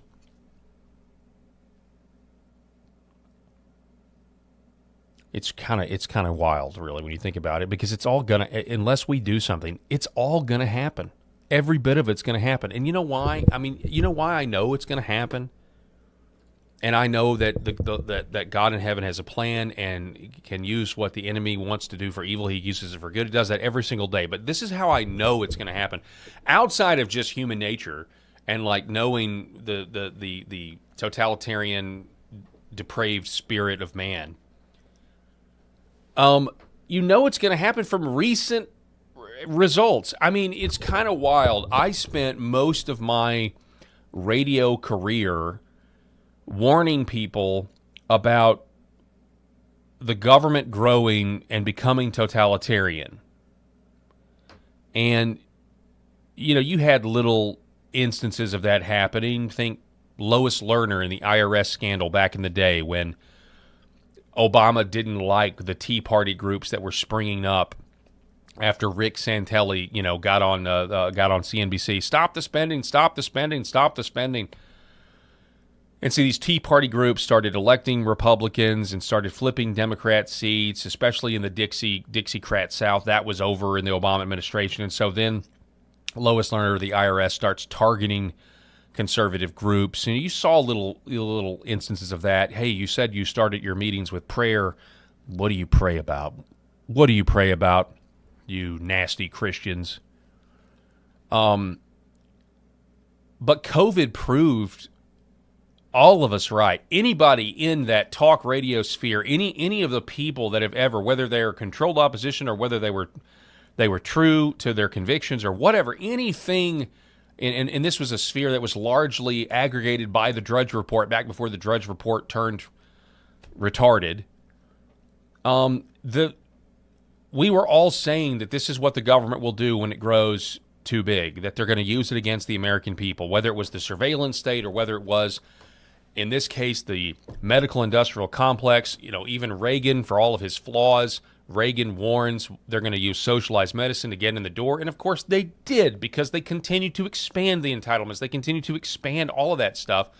They continue to get hospitals addicted to the money. They encourage the grift, the organized crime between hospitals and insurance companies and all of this stuff. And you have this giant system that's just run on all this money, and everyone's being paid off. And then you have a global pandemic that's literally started by our own government via the EcoHealth Alliance or Ralph Barrick at the University of North Carolina, Chapel Hill, funding Wuhan. Then you have the mail-in ballots. Then you have all this new stuff with China. We were all told we had to have potentially vaccine passports. Not everybody, but many people were. We were told that we were going to be denied health care if we didn't have a vax. People were fired, kicked out of the military for not getting vax. Then at the same time, you had people having adverse reactions to the vax, some even dying because of it. And we were all gaslit, told we were crazy. Then we had the mass, and in the midst of all of this, we had mass social media censorship, where if you said anything like this, you were canceled, you were kicked off. You had the massive, I don't know what day that was, but the day where everybody got nuked off of Twitter, back when Jack Dorsey owned it. I mean, we all witnessed what happened. We witnessed doctors having their license pulled, right? We witnessed, in terms of the 2020 stolen election, we witnessed attorneys that represented Trump getting disbarred, and getting punished, all for doing their jobs. Like, we literally saw the totalitarian aspects of our own government turning against the people, the thing that talk radio listeners and talk radio hosts like myself were preaching for decades. And I'm thinking of Rush Limbaugh. I'm thinking of Rush Limbaugh. And we saw it. And so now we're entering into a new phase where nobody's been held accountable for any of that stuff. Mark Zuckerberg got to make a deal, apparently, by confessing what he did. And weirdly enough, Facebook is now a place where I'm getting decent engagement. And I think they I don't know, that's a whole nother thing to talk about. But nobody's been held accountable for that. And so now the next phase is, wait a second, all these data centers, Project Stargate, go look it up. Silicon Valley got what they wanted for backing President Trump, and that's just part of it. But we're not being told what these data centers are for. And so now we're saying, okay, let's look at this. What kind of system they're actually setting up? Oh, it's going to be a system to further enslave us. It's going to be a system to stop dissent in its tracks. And so I know that is what's going to happen. Unless we stop it, it is the future. Just like we warned about the totalitarian aspects of government, and then COVID happened. It didn't happen. Nobody predicted exactly how it would happen, but all of these systems, this giant machine that had been built, specifically with healthcare, where your doctors that you trust were now just taking advice from Anthony Fauci, who is a pagan, anti-Christian man who himself is probably terrified to die one day and have to face his creator, gives us all of these, remdesivir that shut people's kidneys down and is responsible for a lot of the deaths. Anyway, that's my rant. This is what we are going to face, ladies and gentlemen, if we don't do something. Let me look at your comments. I'm sorry. I don't mean to be overly negative. I'm not blackpilling. Again, I said at the beginning of the rant, the Lord is in control. God, the God of heaven is in control of all of this. But we need to admit that those of us on the right were correct. Over the last, 26 years, the right has been correct in warning about what happens when the government grows as big as it has, what it's able to do to the population in a crisis. I mean, see Hurricane Katrina for little examples. We're going to confiscate your guns, that sort of thing.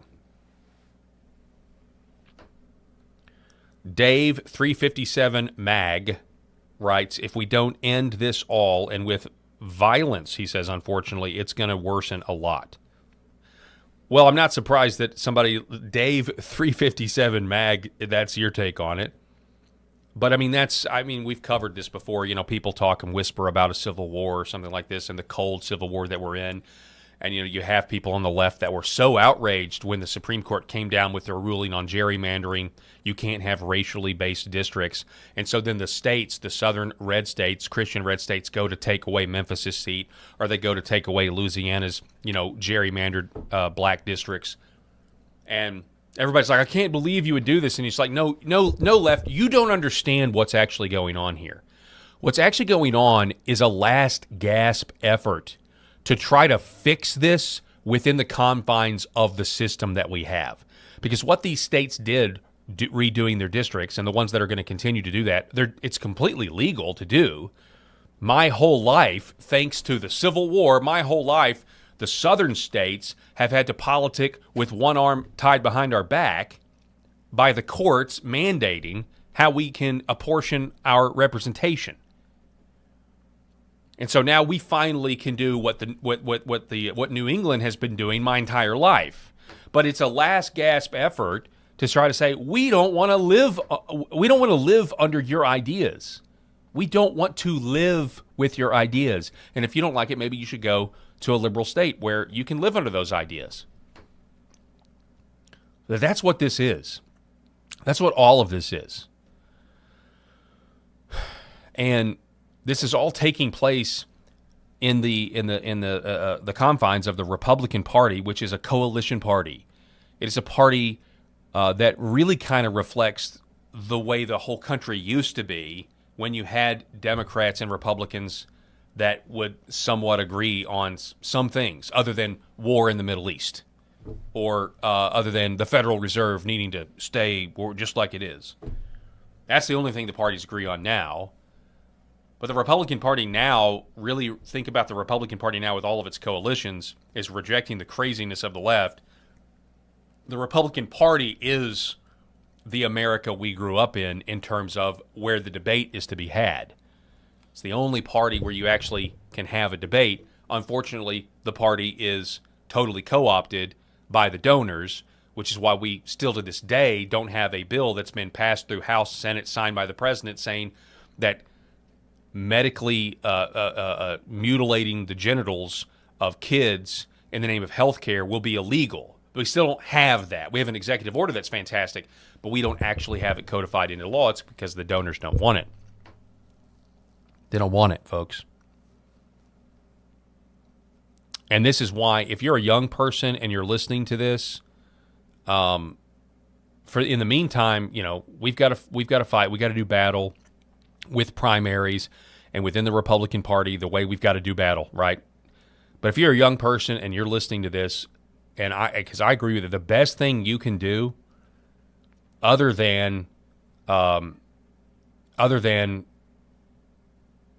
go to church, walk with the Lord, marry a good woman, have kids, subdue the earth, go forth, multiply. Other than that, in your profession, be as good at that profession as you can and acquire wealth and acquire a lot of it so that you can then be influential. I mean, this is now what is obvious, like the only real way to be influential. We just need billionaires in the confines of this system, and maybe this is a total pipe dream, but we really need billionaires who are on our side, are truly on our side, that truly understand what this country was and what has to happen. The only way they're going to listen is with money. Tom Tillis said it. Tom Tillis literally said it yesterday when Sarah Gonzalez was like, you're against the SAVE Act because you've taken all this money from labor groups that want illegal immigration for jobs. And he says, who are these groups? She named the people that have donated to his campaign $700,000. And his response was, you think that is, for lack of I'm paraphrasing, but he was basically like, you think that would sway me? Only $700,000. You think that's what would sway my vote? He's admitting that he does have a price. And that's the thing. All these people have a price. And so we've got to be real with it. We've got to be real with what it is, the battle that we're actually fighting. Elon Musk. Okay. A billionaire that agrees with us. So somebody in the chat says Elon Musk. Well, you can make the argument. But what did we do to Elon Musk? We collectively, what did they ran him out of D.C. after 5 months. They ran him out of D.C. after 5 months, and they refused to listen to his ideas because because they're all corrupt. So, I mean, maybe, and I'm just talking myself in circles here, even that aspect of it, trying to find somebody that agrees with us that has a lot of money that can, I mean, even that aspect of it, if you don't have a means to actually put these corrupt politicians in jail. This is a great, when we need to look at this, I need to do this in the history of America, like prominent politicians that actually go to jail. Prominent national politicians that actually go to jail. When's the last time that it's happened? Is Mendez going to jail, the New Jersey senator for the gold bars? I don't even know. Maybe he's the latest one, but I don't even know the status of that case. Mendez, right? Isn't that his name? I can't remember his first name.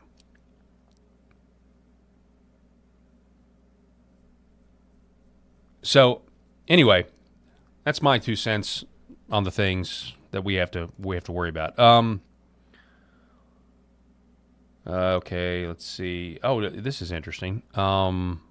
Real quick, some of these documents. The CCP, China used CCP assets in the U.S. media and social media to incite 2020's Black Lives Matter uprising. We wondered why people all of a sudden lost their fear of COVID. Well, dollar signs, that's what.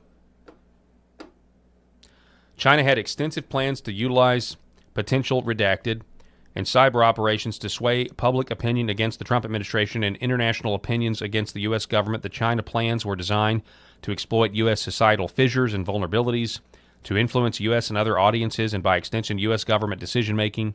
The plans address several scenarios, including military conflict between the U.S. and China, as well as other potential crises.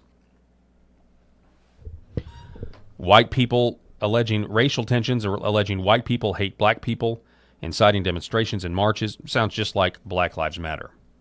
Of course, we know the people that started Black Lives Matter ended up being very wealthy. Here's the clip, though. Hillary Clinton, she basically said all of everything we discovered. She was begging China to do it. She told us the playbook. You know, the only other adversary of ours who's anywhere near as good as the Russians is China. So why should Russia have all the fun? And since Russia is clearly backing Republicans, why don't we ask China to back us? I hereby tonight ask China. That's right. And not only that, China, if you're listening, why don't you get Trump's tax returns? I'm sure our media would richly reward you. Wow, man. That's crazy. It's kind of it hits different now, doesn't it? Of course, we now know, thanks to Tulsi Gabbard and Congressman Rick Crawford, we actually know that Russia had dirt on Hillary Clinton, wanted Hillary to win. We know that the whole Russia paradigm with Republicans was completely ridiculous and was a fake intel assessment ordered by Obama. We now know this. We've got documents that prove this. Russia had blackmail on Hillary Clinton, that she was essentially possessed by a demon. You go read the document. Though she was prone to fits of violent rage and totally unpredictable, it literally reads like she was possessed by a demon. Begging a foreign country to hack Donald Trump's tax returns. Yeah. So, who's going to go to jail? Who's going to go to jail? Who? Because if arrests or none of this matters. Arrests or, honestly, arrest somebody or it doesn't. Arrest somebody or it never happened. It never happened. It never happened. Oh, my goodness. That's where I'm at with it all. All right, so taking a little bit of a break here. We have this. Let's see here. What qualifications? So this is Maine Democrat Ashley Webb. So this is. Yeah, this is pretty crazy. Yeah, they'll let anybody run for Congress. Maine Democrat Ashley Webb in the debate the other night. Ashley Webb, what qualifications do you have to serve in the U.S. Senate? Oh, I ran for office several times. Didn't win, but I did run. And then I'm a songwriter, and then I write my own books. And then I suppose my transparency, I wouldn't lie to the people, and I wouldn't deceive the people like we're being deceived right now. Like, lay off me, I'm starving. Lay off me, I'm starving. You remember the old Chris Farley? Yeah, so that's a man in a dress who is, you know what? If people in Maine do not vote for this man in a dress, they are transphobic. I just can't imagine why you would want to. Honestly, though, I wish Rob were here because, he says that the whole trans thing is mental illness. Come on, look at this again. Ashley Webb, what qualifications do you have to serve in the U.S. Senate? oh, I ran for office several times. Didn't win, but I did run. And then I'm a songwriter, and then I write my own books. And then I suppose my transparency, I wouldn't lie to the people. And yeah, so I think you just kind of can have an intuition about things. It does look like somebody who's a little mentally unstable. I don't know, what do you guys think? Just a little bit of mentally unstable there. What do you think? Here's more from President Trump last night. The fourth set of documents reveals that even when significant evidence of fraud has been detected, it has been buried and covered up. Among the disclosures tonight are FBI files detailing evidence of alleged fraud by a large-scale voter registration operation in Michigan. In 2020, Michigan State Police raided a Democrat Get Out the Vote organization, corrupt group in Muskegon. And we're so concerned by what they found. They were just so concerned, they couldn't believe it, actually, that they contacted the FBI in Detroit. The documents state that some canvassers admitted to FBI agents that they signed voter registration forms in other people's names, submitted fraudulent registration for people who did not exist, and received gift cards tied to their number of applications that they produced. In other words, it was pay, play, and cheat. The FBI agents working on the case believe that crimes were committed, yet the Biden Department of Justice slow-walked the investigation and killed it. Tonight, I'm asking the FBI director to ensure that the matter is fully investigated and to work with the Department of Justice to prosecute those responsible for any crimes. So, this is up to Todd Blanche, is what we're being told here. The Senate is not going to, I don't think they're going to do anything with this. I don't think this is going to get the SAVE Act passed. I really don't believe it will. I could be wrong. I think Trump should invoke the Insurrection Act and should secure elections. And I would hope that if he does that, he goes after all the voting machines, every single one of them. And he better do it now. And then it's going to get challenged in the Supreme Court. And you're going to have to produce you've got the evidence now you can give to the court saying, look, this is why it's necessary. Congress refuses to act. This is a matter of national security. Is Amy Coney Barrett and Justice Roberts going to go along with it? Probably not. I mean, maybe they do. I don't know. I don't know, but I think that's what is being set up here. This has been my prediction from day one, that this is part of the process. Maybe there's even more smoking guns out there that show votes. The problem is with these machines that, from what I know from Dr. Paquette, when they do switch votes, there's a lot of ways to erase evidence that actually occurred. And again, I wish I knew the ins and outs. The fact that I don't, and this may be a terrible argument, but it just means that it's so complex, and the more complex a system is, the more opportunity there is for corruption, because the less people understand it, the easier it is to conspire outside of the law, against the law. That's the whole point. Targeting were kept. Say reports about China's election targeting were kept out of the presidential briefing. These were briefings I would get almost every day. Everything was kept out that was of importance. One email among intelligence analysts admitted that they had, quote, deliberately massaged the presidential daily briefing to withhold information regarding Chinese activities related to the election. Another official inside the FBI wrote that she was running, quote, a shadow government, unquote, to keep intelligence about China's election meddling from becoming known and to keep it away from the honorable press. Other officials who witnessed such efforts perceived the motivations to be blatantly political. Recently, we found bags that were used to destroy information. I'm going to reset here, and I'm going to take a quick break. But before we do, I do want to tell you about our newest sponsor on the program. And believe it or not, what's really cool about this, you heard about this yesterday when we talked to Matt Troy. And I'm talking about the Healing Veterans Project.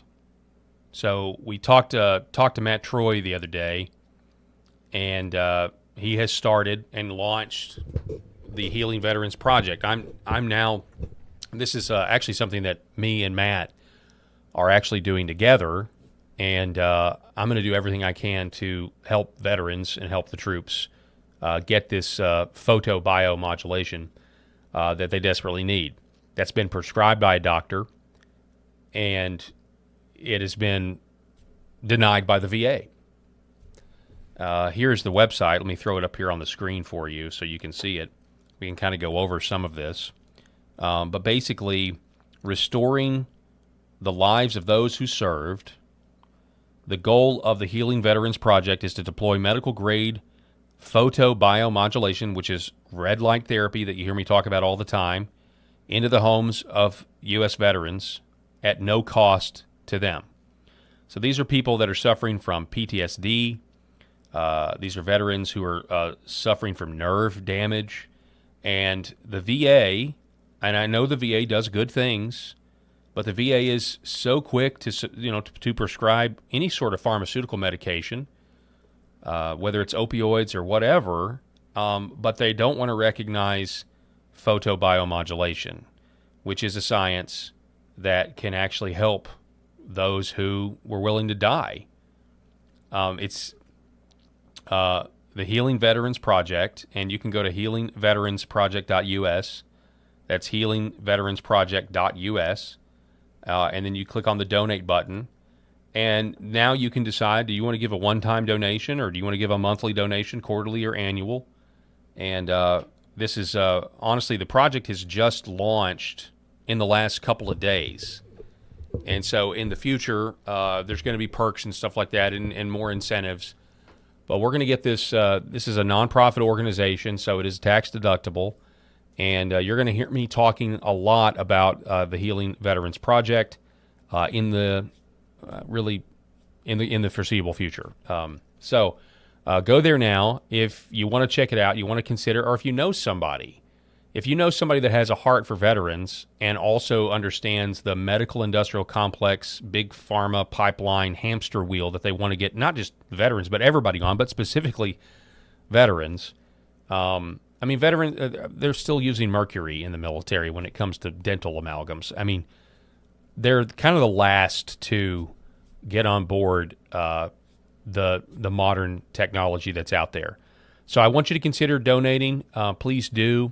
And it's going to be really neat once we get the funds raised that we need to get raised to start marking these veterans off the list. There is a long list of veterans that have been prescribed these red light panels by a doctor, but they're not able to afford them. So think about healing a veteran today at the healingveteransproject.us. That's healingveteransproject.us. We're going to take a break, reset here, and we're going to be back in just a moment. This is our family dog, Bubba. He is a Shorty Jack Russell, and he brings a lot of love and laughter into our home. We just want to thank Pet Club for making healthy food and treats for our animals. Bubba has been on Pet Club food for a little over a year now. He really likes the Sequoia dry food, and then I put a scoop of the Sequoia wet dog food in there with some hot water and stir it up, and he absolutely loves it. And he likes the mush puppies, but his ultimate favorite is the antlers. Those keep him busy for a really long time, and he really likes them. It makes us feel really good that the food and treats that we give him have healthy ingredients in them because we want him to be around for a really long time. Our previous dog was a lab, and his name was Titus, and we fed him in bulk, and we would just get his food from the big box grocery stores. And unfortunately, that food wasn't very healthy for him, and he ended up getting cancer and passing away. So we didn't want to make that mistake with Bubba, so we were really fortunate to find Pet Club and find some really healthy food for him to eat. So we would just like to thank Pet Club, and we just really appreciate the healthy food that they make so we can keep this guy around as long as we can. For centuries, light has been used to heal.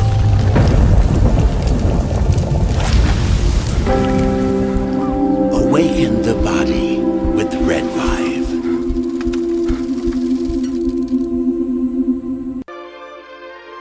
I had 5 units that I purchased for the practice right out of the chute. Well, those went the first week that I got back to Houston. So then we ordered another 5 and then another 5. And I think over the next, 6 to 8 weeks, we had ordered like 35 units. And they're gone. They're still gone out of the practice. So we're excited about moving more of these units for our patients because they need them. And so when you bring in new technology and your staff's thinking, oh, this is another thing that I need to handle during the day, I think it's a good idea to give them a little incentive. And I do it as a team. So if one person does well, the whole team does well. So they all support each other. And they got really excited about that. They love it. They'll bring a unit in, turn it on, put it on the patient's foot or leg, and they'll tell the patients, be sure to talk to Dr. Parker about red light therapy. And the patient will say, red light therapy, yeah, I've heard of that, And so I'll walk in and my nurse is she'll tell me, I've spoken to Mrs. Jones about this red light therapy, and she's really excited about it. So Red Vibe has been fantastic for our bottom line. MyPillow's second annual mega sale is finally here. Get our patented premium MyPillows that adjust to your exact individual needs to give you the best sleep of your life. When I got MyPillow, I'm asleep almost immediately. I stay asleep at night and I wake up more well-rested in the morning. Now for the lowest price ever. Kings, $19.98. Queens, only $18.98. And Giza Dream bed sheets, the best sheets in history, for as low as $29.98. Lux Pure 6-piece towel sets, towels that actually dry you. What a concept. Now only $39.98. And our made in the USA mattresses and mattress toppers as low as $99.98. So go to mypillow.com or call the number on your screen. Use your promo code to take advantage of our second annual mega sale. But that's not all. Order right now and we'll ship your order absolutely free.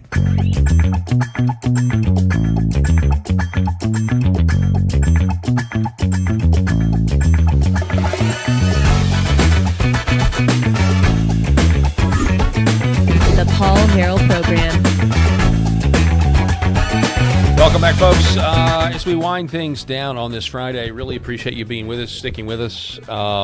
So yesterday on the program, I wish Rob were here, I wish Eric were here, but I don't care. I've gotten the biggest kick out of cutting this video up. Yesterday on the show, I had to leave the show at the last minute.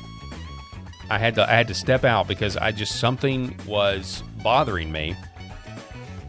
Because I felt like it was relevant to what we were talking about, and so I had to go. And if you guys were watching yesterday, you've already seen it, but we were talking about the Odyssey and what actually took place. And this is how it went. This is that in the trailer and everything, people are looking at the costumes and they're just saying, this is so basic. This they don't look like Greek costumes. There's no intricacy. There's no artwork in any of that. And on that, okay, I've got to go show you something, Rob. I'm going to be right back. I need you to vamp. Okay. I just got to go to the car and I got to grab something. Okay, I can't wait to see this. Okay, this is going to be incredible. I'll be glad to do this. What the hell have you got, Paul? Hang on. What is this? Hang on, I got to connect this back up for a second. Sorry, I had to run to the car. So, speaking of costumes and things just that are not Listen, you need to hit some cardio here if you're that breathing hard here. Come on, man. Come on. I mean, I'll be real. Rob that's an appropriate dig. I do need to be on the treadmill a lot more than I am. But anyway, the reason I'm re-airing this is for what comes next. No, I was running for you as you were vamping. So this is Andruil, the sword of Aragorn from Lord of the Rings. Okay, Paul, I was literally just telling our audience how cool you are and how awesome of a dude you are, and now you got a sword. Yeah. Oh my God. It was a birthday present that I received. Who got you this for your birthday? One of my sister-in-law. Oh, well, that's nice of her. And my brother-in-law. Is it sharp? My point, not yet, but it's going to be, and it will forever be in my family. What the? It'll forever be in my family. It'll be passed down to my bloodline. Listen, my Anglo-Saxon bloodline forever. This is an appropriate follow-up to this ridiculous rap that they've done here. Yes. Yeah. It's an insult to your sword. It is appropriate. No, my point is even on like these replicas or whatever, you can't see it. It's got elvish. Yeah. I mean, when they made my point is when they made Lord of the Rings, especially if you get the remastered 4K version where they went back and took 4K shots of the original negatives of the movie. Okay. You can see such intricate design in the costumes. They took this thing so seriously. Matter of fact, the designers put stuff on the inside that they knew that would never see, just to make the actors think that the movie was, more real, to be more ensconced in the characters. Yeah. They have fallen so far off, and everybody was so stoked because Nolan is this accomplished director and everything. Oh yeah, The Dark Knight. But he was handed the woke quota list where you had to make Helen of Troy black, and then you had to make up a part for a trans person, and a woman who thinks that she's a man. And I don't know. I've been meaning to bring this up. This was the perfect opportunity. I've been meaning to actually bring this on the air. Yeah. I don't know if I'm going to put it behind. I'm going to put it somewhere back there, dude. But yeah, I think you should put it at home. No, out of sight. No, my wife doesn't know where we would put it. I was like, I'm going to hang this on the wall because it comes with like a wall. Listen, mount. Can I hold it? I want to see. Yes, maybe. Yes, go ahead. It's not bad, right? This is heavier than I thought it would be. Yes. Yeah, isn't that cool? Listen, I don't speak Elvish. Yeah, I know, but isn't that cool? Listen to the sound. Wait a minute. No, I mean, you can't. Oh. No. The sound of when you pull it. See that sound? That's the part right there. The part, that's what, I'm sorry, I should have had it clipped shorter so you didn't have to retread everything. That's the part right there where Rob misunderstands me and tries to listen to the sword like it's a seashell. Rob tried to listen to the sword like it was a seashell. Let's play that one more time, shall we? This is heavier than I thought it would be. Yes. Yeah, isn't that cool? Listen, I don't speak Elvish. Yeah, I know, but isn't that cool? Listen to the sound. Wait a minute. No, I mean, you can't. Oh. No. He's going to be so mad at me for giving him the business while he's not even here to defend himself. But, yeah, I'm sorry. I had to do that. Oh, and here it is. It's made its debut. I mean, it's just leaned up against this ledge right here,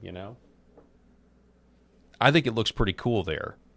I thought about putting it in the back there, but we've got sponsorship logos that kind of like made me have to crop the screen a little bit right now. And so, I don't know. I'm just thinking, I thought about over here, but then the mic's in the way. But right here, it's just like, boom, there it is. I can grab it if I need to. So the studio has visible protection if we're ever invaded. Ebenezer Studios, which, by the way, that's the name of the studio.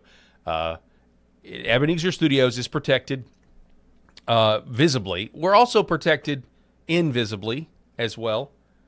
But there it is. That's the new edition, and I like it. I like it a lot. So anyway, it makes me happy. For all of you guys out there, think about it. The next time your wife asks you, "What do you want for your birthday, honey?"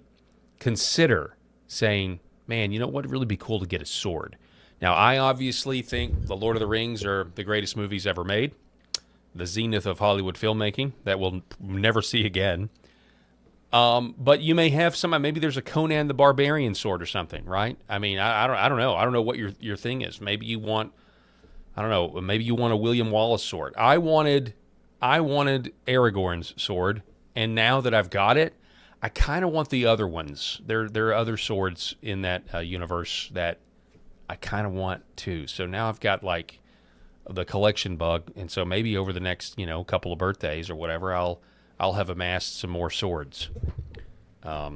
Anyway, let me know what you think about it. So now is the time in the show, because it's Friday. We haven't done this in a while. I know I wasn't available last Friday. Now's the time of the show when I remind you that this is the weekend. I hope you have a blessed weekend, and I just want to remind you to go to church. If you don't go to church, consider finding a church that preaches the death, burial, and resurrection of Jesus Christ and his mighty ability to save sinners, to save lost sheep. If you do go to church, I hope you have a blessed Lord's Day, and we will see you back here on Monday, and we'll be covering whatever else has happened over the weekend. God bless everybody out there watching, and we'll see you soon.